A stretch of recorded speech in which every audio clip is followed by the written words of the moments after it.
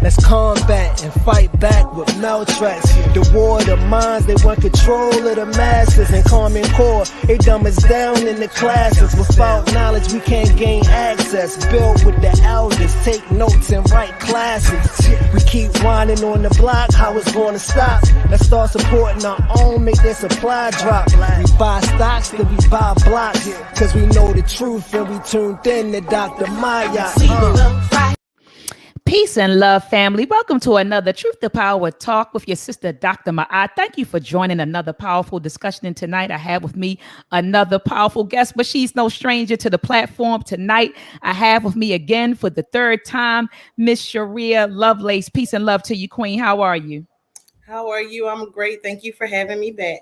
Oh, yeah. I enjoy our discussions. And as I've shared with the audience, you and I have a lot of discussions offline. And I think that the discussions that we have are very informative and very powerful. And so I wanted to open our discussions up to the public, no sense in you and I just kind of sharing this information amongst each other. So I wanted to give brothers and sisters an opportunity to kind of, join our discussions. So anyway, family, look, right now, take a moment out to share this video. Tonight, Miss Lovelace and I will be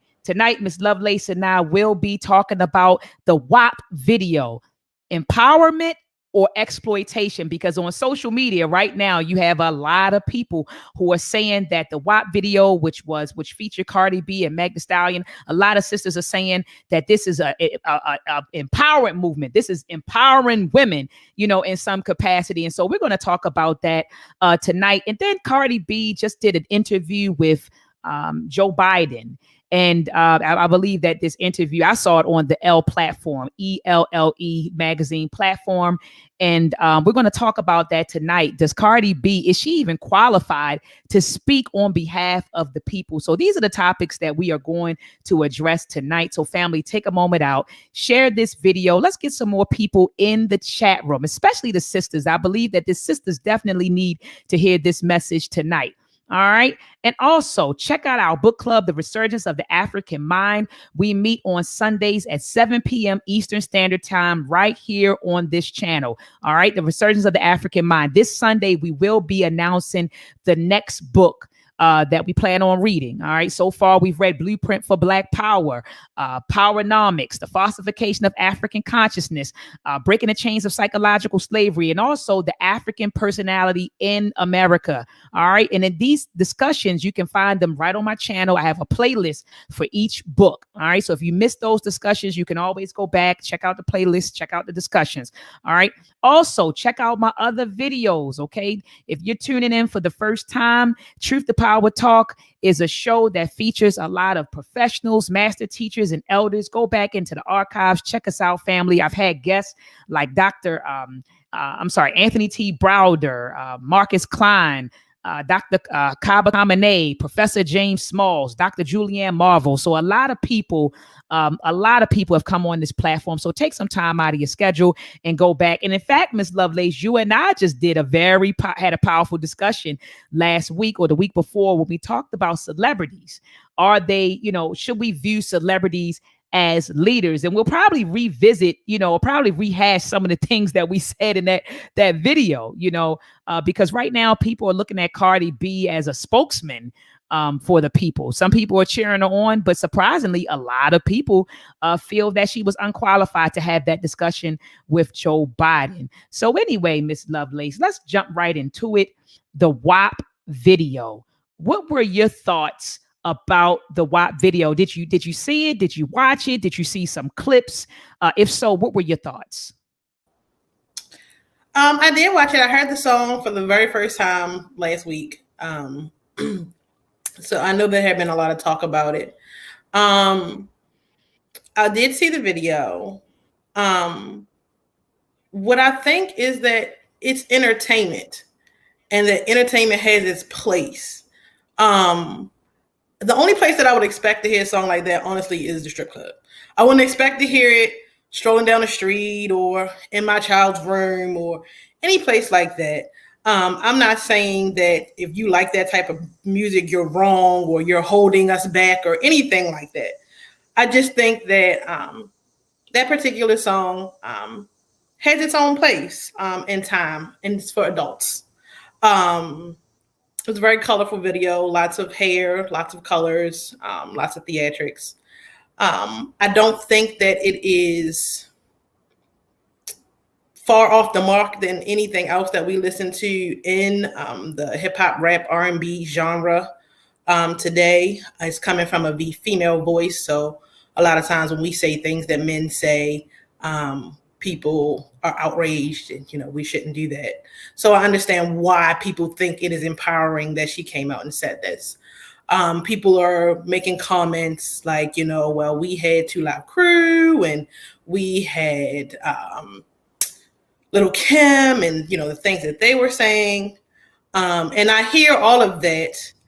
And my comeback for all of that is that we also had more of a balance. We had the Queen Latifahs, we had the MC Lights, we had the Salt and Peppers to a certain extent. We had other voices, and right now in music especially, it just seems like only one type of voice that perpetuates that culture, that over-sexualization and all of those things. That's what's being listened to. That's what's being shared.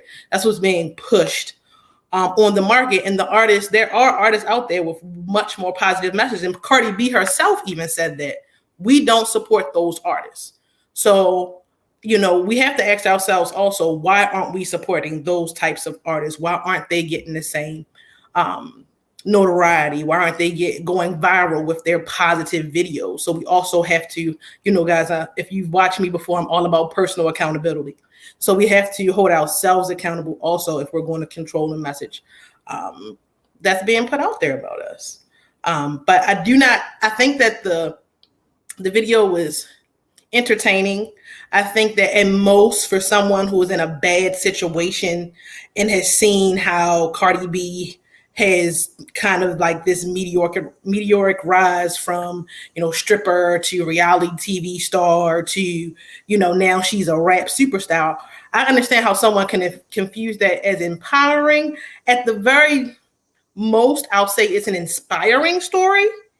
But that is quite different from empowering, because it doesn't really lay down the framework or the guidelines to teach others to, in a positive light, to kind of teach others to grow and build that level of wealth and success.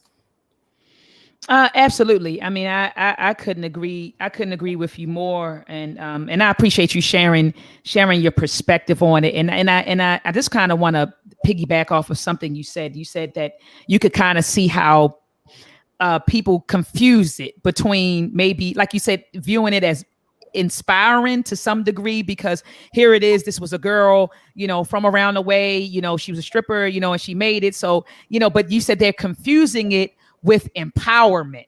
And so can you kind of expound on what you mean by that? What I mean by that is that, everyone has a story, and everyone comes from some place, and, some part of someone's story is going to touch anybody. And so Cardi B's story is, I guess, for lack of a better word, the quintessential American story. She came from the bottom and she rose to the top. But look at how much, hurt and pain and degradation she had to go through to her body. Even the things that she talks about, her regrets about getting the implants and things like that she did to get the money. Because again, my favorite word, we live in a capitalist society. So she did all these things to get the money. She has all these regrets, and she's trying to use her platform, I guess, for some good with this Joe Biden interview. I can't really speak a whole lot to it because I haven't seen it. So I can understand how seeing this kind of whirlwind fairy tale story, especially since everything is on television, her whole life really kind of developed in front of all of us on TV and on social media. So I can see how a young girl who may come from a troubled home, or a home where it's just her and a single parent, or, she has all of these life struggles, because a lot of our young people are dealing with grown people issues every day.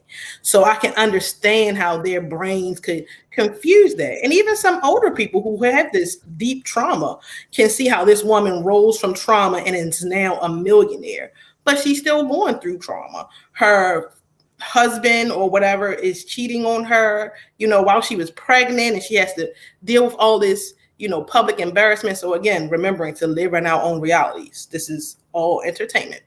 But empowering people lays down a certain foundation and groundwork that others can follow and duplicate to get to that same level of success, like a clear path. And some of the books that Dr. Maat mentioned in her book clubs are books about empowering and how to go about it step by step. A person like Miss Cardi B, while her story is inspirational, it is not empowering because it does not lay down any blueprint for all of us to follow unless we are all willing to, go through some troubling things, be in a strip club, come up from the strip club, get on a reality TV show and be a rapper. It's just not a realistic goal for the masses to even want to have. So that's kind of like the difference that I would like people to kind of keep in mind about inspirational and empowering. Absolutely, Ms. Lovelace. I mean, I couldn't agree with you more. What I saw was exploitation. I looked at Cardi B and Megan Thee Stallion, how they're promoted in the media. I thought about, Little Kim and Trina. Like you said, when we grew up, and I know we're both 80s babies. And so in the 90s, we had Little Kim, we had Trina. I know that we had Mama Mia from Master P and them, but I don't think she had like a stripper type of image at all. But we had them.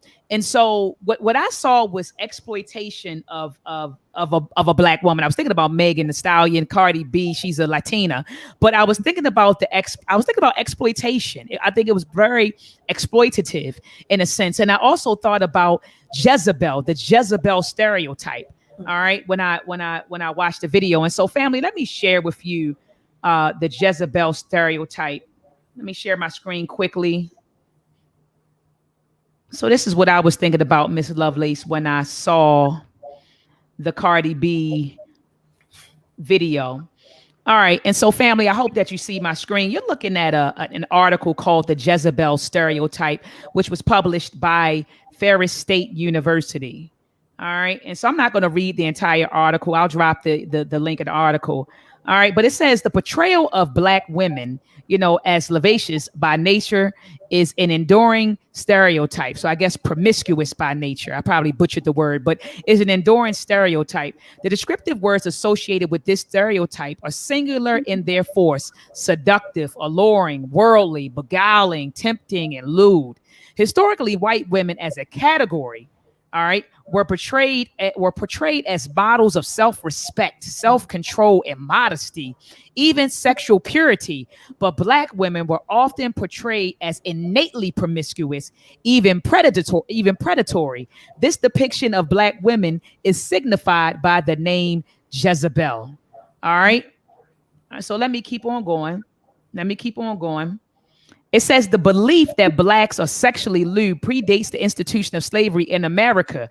When European travelers went to Africa, found scantily clad natives, this semi-nudity was misinterpreted as lewdness. White Europeans, locked into the racial ethnocentrism of the 17th century, saw African polygamy and tribal dances as proof of the Africans' uncontrolled sexual lust. And family, I just want to plus one what the author is saying. I'm sorry, Miss Lovelace, I had some feedback. I'm a mute you real fast. Hold on. All right, there we go. All right, so I want to kind of plus one what this author is saying. I just recently read the book, Portuguese in West Africa, 1415 to 1670 by Malin de Wheat. And the book is comprised of about 30 to 35 documents, which were written in Portuguese but translated in English. And so in that book, you read what the Portuguese, you learn what the Portuguese felt about Africans, and what they kept calling us was barbaric, savage, and promiscuous. All right. So I just want to plus one what the author is saying right here. It says Europeans were fascinated with African sexuality. All right. And it says William Bosman described the black women on the coast of Guinea as fiery and warm and so much hotter than the men.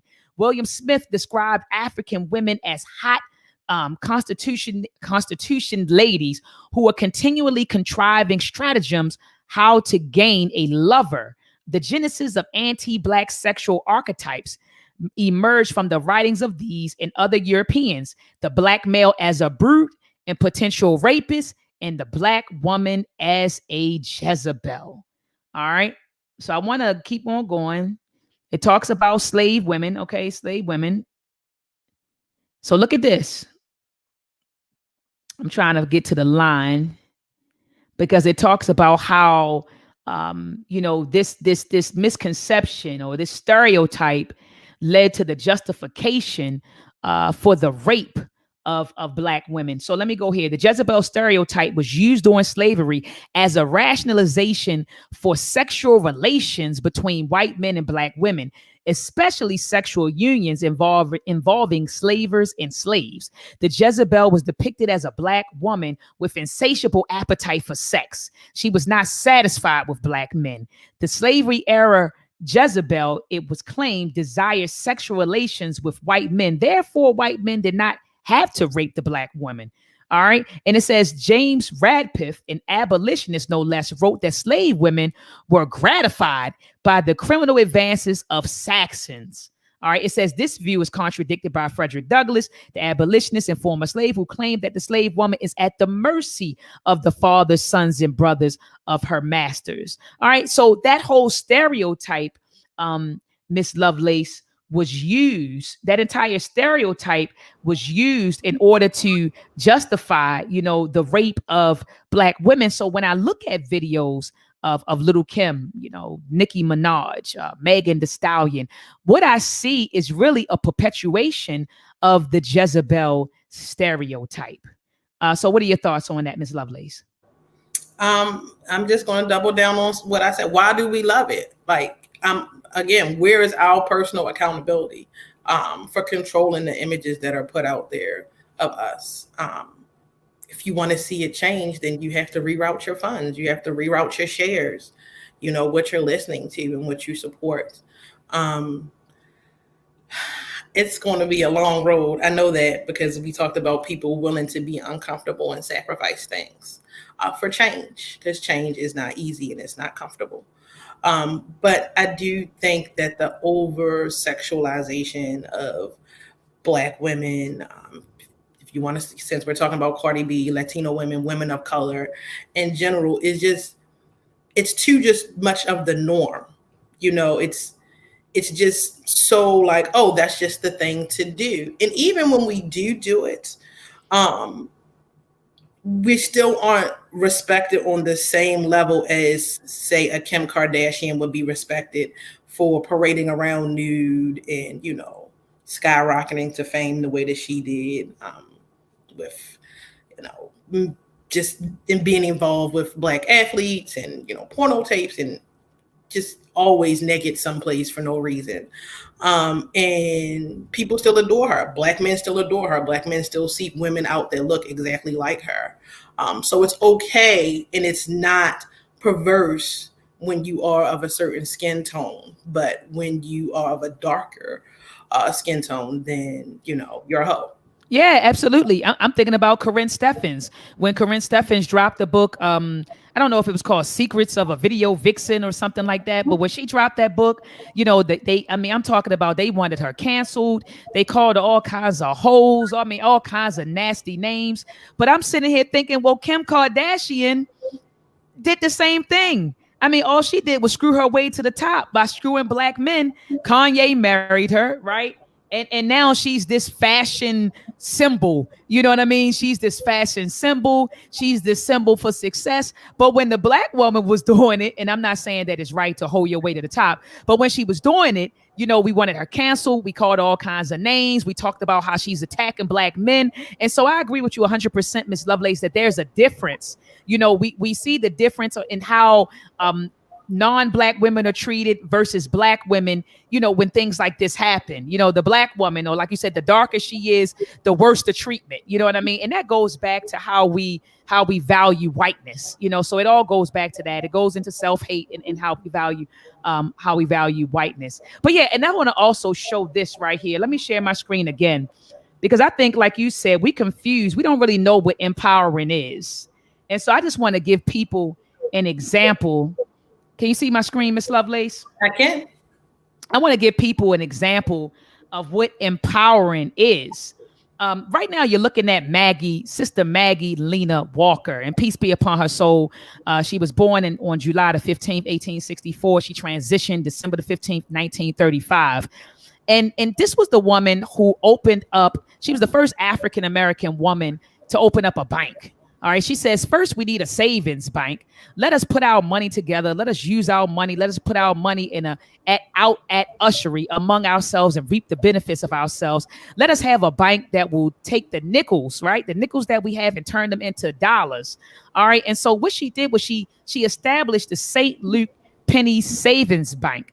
All right. In 1917.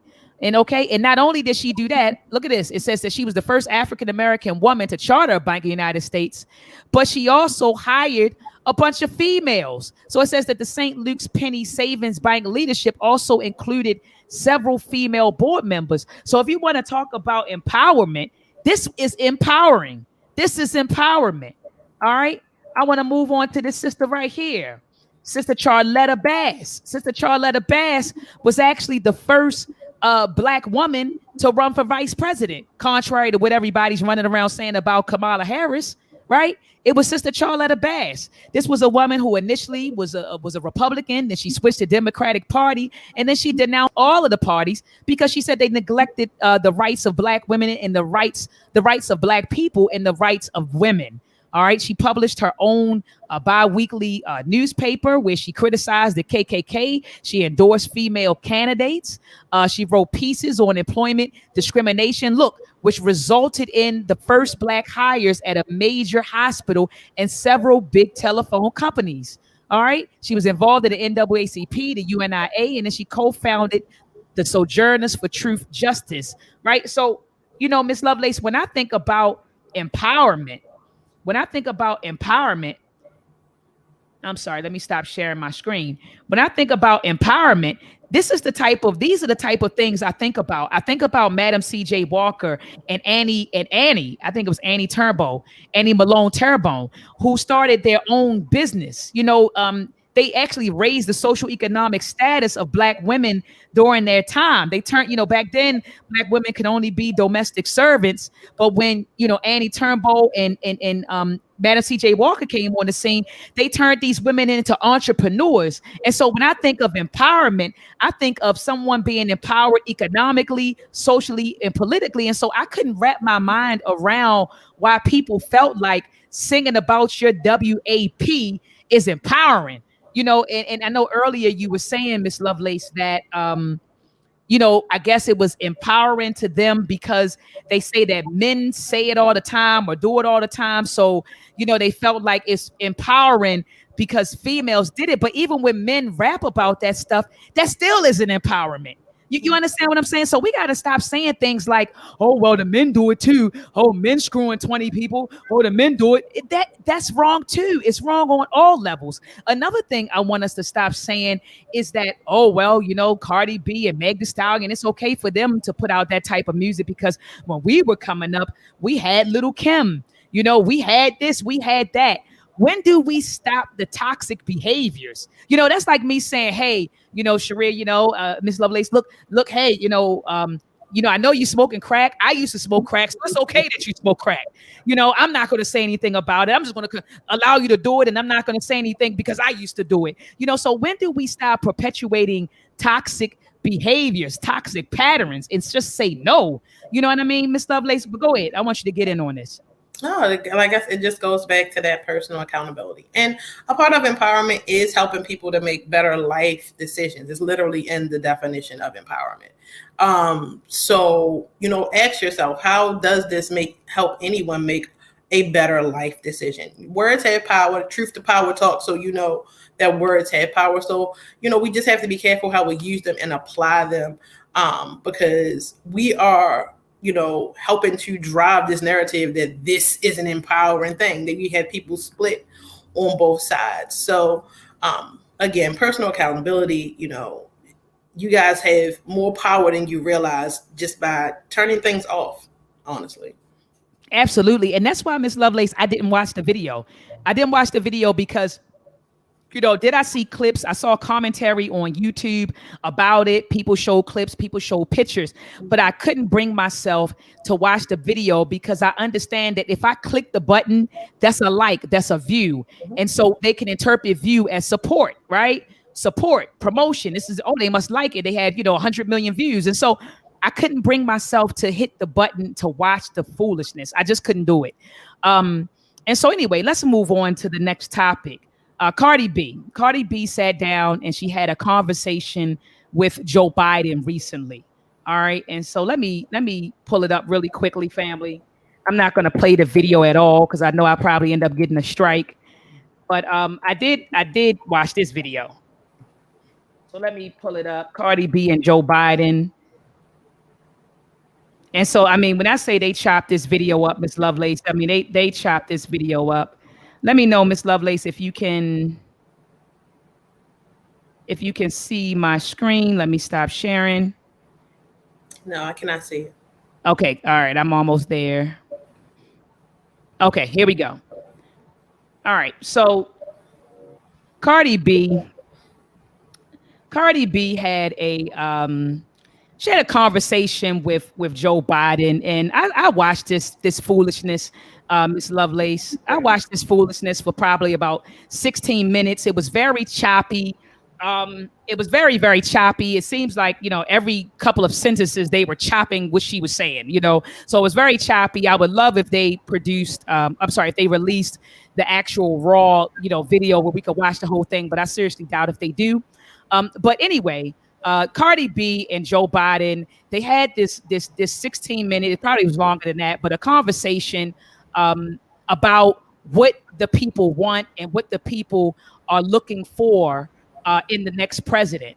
And so before I give my commentary on it, Ms. Lovelace, I would like to know, what are your thoughts about celebrities sitting down with politicians? Because this isn't the first time. Because when Trump was running, you had Kanye. Remember, it was Kanye West, Steve Harvey, Ray Lewis.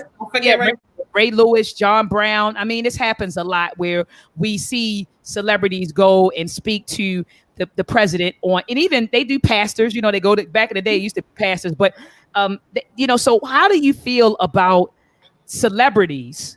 Athletes, rappers, actresses sitting down with the president to talk about the needs of the people. What are your thoughts on that, Ms. Lovelace? I have two thoughts. I am okay with it when that person is a true philanthropist, volunteer, building schools, putting people in house. If that person is knee deep in philanthropy and they are doing the work and they are supporting grassroots organizations, then yes, because they have a beat on what's going on with the people. But anyone who just sees something on the news and decides to make an Instagram video because they're feeling some type of way, I don't think that they're qualified to speak for the people. And politicians capitalize on popularity. Cardi B is very popular.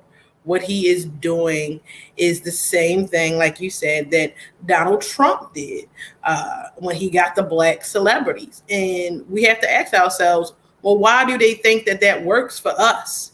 Because it does. That's why it does work for us, because we pay way too much attention to what these celebrities are doing and saying, and not enough attention to what's going on in our backyard and the work that can be done in our backyard. So no, I don't believe that Cardi B as an entertainer is qualified to speak on what the people want. I mean, how close is she to what's actually going on in the streets right now? She's a multimillionaire. So what beat does she have on the people's needs right now at this point in her life?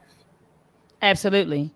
I mean, I couldn't agree with you more. And did you notice that he didn't sit down with people like Dr. Claude Anderson to say, hey, what do your people want? What do your people need? They never sit down with people like that. They always sit down with the people like a Cardi B, like a Ray Lewis, people who don't have any idea of what the needs of the people are. I want to play a brief clip of brother Malcolm X, Baba, and the ancestor Malcolm X, speaking about leaders, black entertainers being viewed as leaders.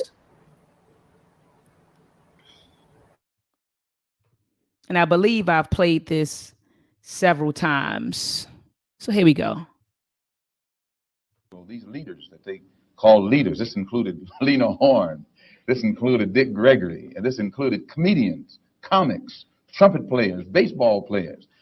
Show me in the white community where a comedian is a white leader.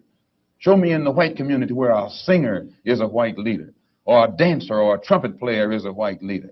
These aren't leaders. These are puppets and clowns that have been set up over the white community and over the black community by the white community, and have been made celebrities and usually say exactly what they know that the white man wants to hear.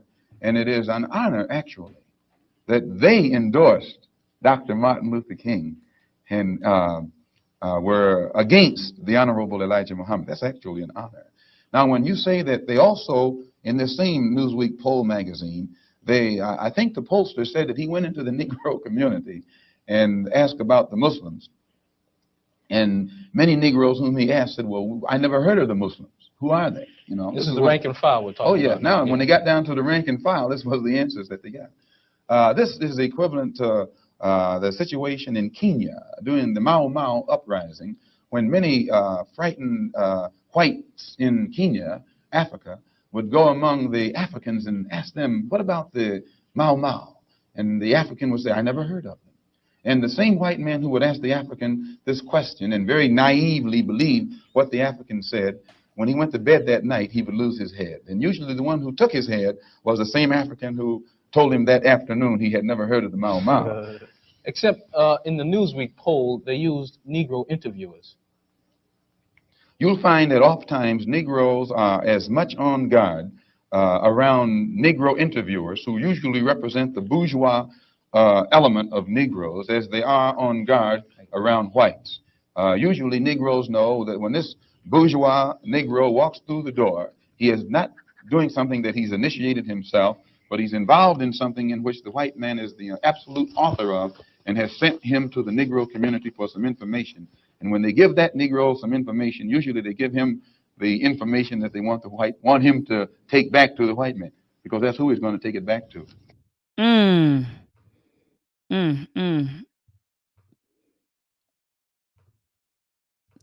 That was from our beloved, our ancestor Malcolm X. So he's saying that these people are purposely put in front of us. And Dr. Naeem Akbar, in his book, Breaking the Chains of Psychological Slavery, he talks about the same thing that Brother Malcolm X talked about briefly in a clip that I just finished playing for you. So he talks about this on page 9. All right, he has a section called Leadership. And we just finished reading this book, the Resurgence of the African Mind book club. That's the Resurgence of the African Mind book club. We just finished reading Breaking the Chains of Psychological Slavery. And again, family, you can go and check it out. I have all the discussions organized in a playlist right here on this channel, dr.maat.msu. But anyway, so he talks about leadership, and he says, I'm going to go here. He says probably one of the most, and I'm not going to read the whole page, but I just want to read an excerpt from it. He says probably one of the most destructive influences which has grown out of slavery is the disrespect of African-American leadership. The allegory is seen throughout nature that the most certain way to destroy life is to cut off the head. So he says the slaveholders realized that their power and control over the slaves was dependent upon the absence of any indigenous leadership from among the slaves. Okay, he says any slave who began to emerge as a natural head, that is one oriented toward the survival of the whole body, was identified early and was either eliminated, isolated, killed, or ridiculed. In his or her place was put a leader who had been carefully picked, trained, tested to stand only for the master's welfare. All right, so now he's talking about indigenous leadership as opposed to manufactured leadership. Okay, so then on page 11 he goes on to say that we have a suspicion and a disrespect for natural leaders, and particularly natural black leaders, unless they come equipped with a supply of token or mystical power. That token power usually comes in the form of a limousine, clothing, and rather impressive jewelry. The mystical power requires identifying one's leadership as having some kind of divine legitimization. These leaders often gain considerable followings in an intensely emotional form.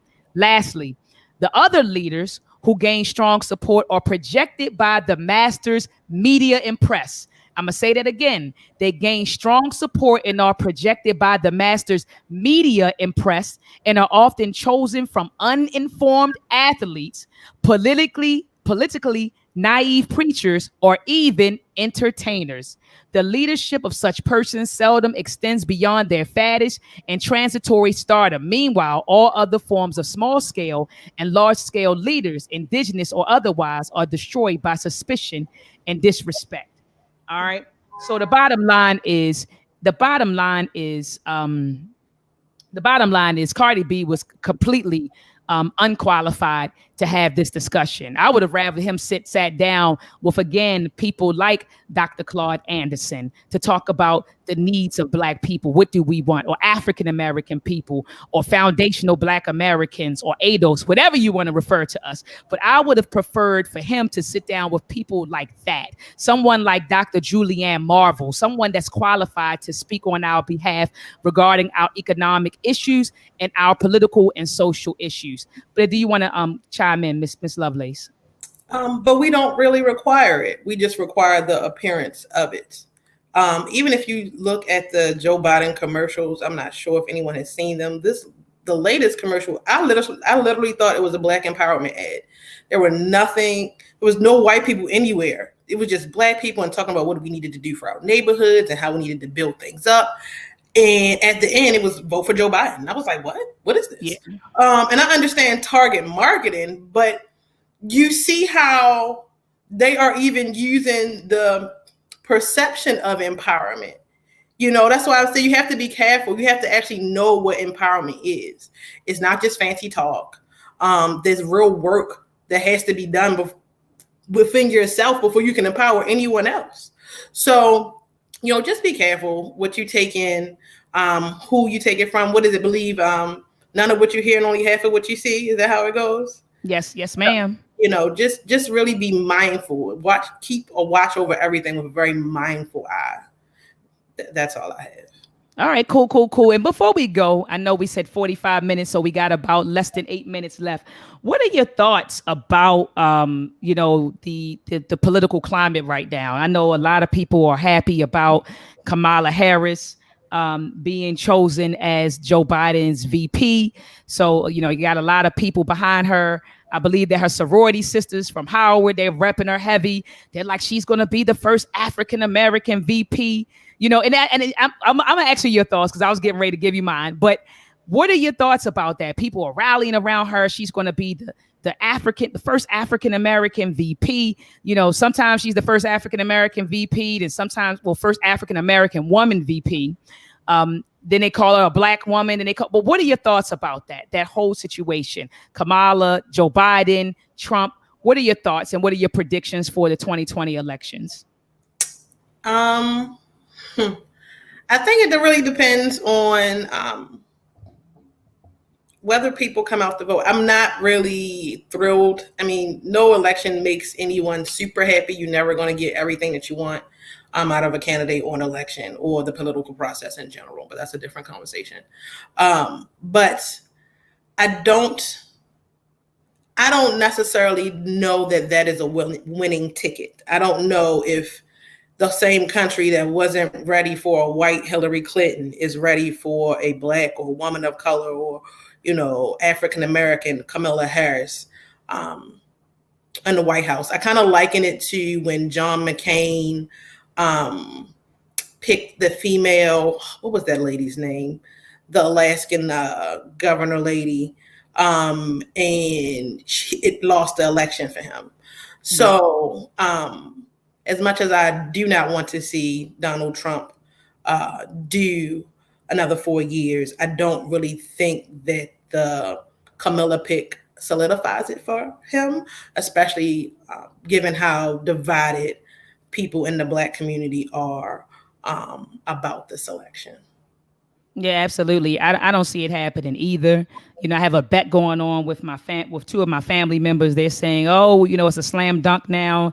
And I said, I don't think so. I think that Trump is going to stay in the White House by any means necessary. That's what I'm predicting at this point. I know that they play a very dirty game politics is a very, very dirty game. And I think that Trump is I mean, look at him. I mean, we look at his track record, look at what he's done already. So, I mean, he's already in the dirt. And so I think that he's going to do whatever is necessary to stay in the White House. And a lot of people called me a pessimist when I actually expressed this. They say, you're a pessimist. You need to keep hope alive. And I said, I don't think that I'm a pessimist. I think that I'm just a realist. And a realist and a student of history. And history teaches us that whoever they want to put in that driver's seat, they're going to put that person in that driver's seat. So we've seen it, with Al Gore versus George Bush Jr. We thought that Gore got it. We all ran out there and voted for Gore. And then they said, wait, it's going to be a recount. We got a recount in Florida. And then they end up giving it to George Bush Jr. And I believe George Bush Jr. stayed in for about 8 years. He stayed in for 8 years. And so, we saw that. And even with Hillary and Trump, I believe that Hillary won the popular vote. But, Trump won the electoral vote, the electoral college said, well, no, we're going to put him in there. So I just think that whoever they're going to put in the driver's seat, is who they're going to put in the driver's seat. And I bet you my bottom dollar is going to be Trump. I think he's going to stay in that seat by any means necessary. So I don't think that Kamala is a slam dunk for Joe Biden at all. And so anyway, those are my thoughts. But thank you so much, Ms. Lovelace, for your commentary on the WAP video. Family, be sure to share this video. And if you're watching on Facebook, and I do see that some folks, I'm watching from my phone, I do see some folks are watching on Facebook, head on over to my channel, dr.maat.msu, and subscribe. Hit the notification bell so that as soon as I go live, you will be notified. Next week, I have some powerful guests coming on. On Tuesday, I have Baba Imhotep from PLM. He's coming on to talk about race first. On Thursday, I have Baba Khalifa. Baba Khalifa is the elder who runs the Nat Turner tour in Southampton County, Virginia. He's going to come on Thursday to talk about the life and legacy of Nat Turner. So join me, family, on Tuesday at 8:00 p.m. Eastern Standard Time, and then again on Thursday at 8 p.m. Eastern Standard Time. Thank you for tuning in, family. Peace and Black Power. Let's combat and fight back with Meltrax. The war of the minds, they want control of the masses. And Common Core, they dumb us down in the classes. Without knowledge, we can't gain access. Build with the elders, take notes and write classes. We keep whining on the block, how it's gonna stop? Let's start supporting our own, make their supply drop. We buy stocks, then we buy blocks. Cause we know the truth and we tuned in to Dr. Maat.